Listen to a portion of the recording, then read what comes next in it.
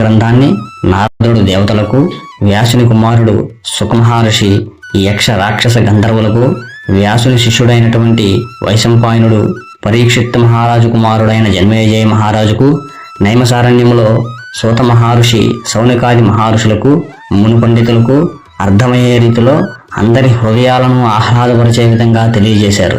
ఆదికవి నన్నయ్య ఈ పవిత్ర గ్రంథాన్ని, ఈ పవిత్ర భారతాన్ని గోదావరి పుష్కర తీరాన తాళపత్రాలకు పసుపు రాసి తెలుగులో శ్రీకారం పూర్తి చేయలేదు. తర్వాత మిగిలిన దాన్ని ఎర్రన తిక్కనలు పూర్తి చేశారు. ఈ విధంగా తెలుగులో భారతం సంపూర్ణం కావించబడింది. ఆ విధంగా ఈ పురాణ గాథ తరతరాలుగా తరగని పెన్నిదిలా, భూలోకాన్ని పునీతం చేసిన పవిత్ర గంగలా విశ్వకోటి మానవ హృదయాలలో చెరగని ముద్ర వేసుకుంది ఈ మహాభారతం.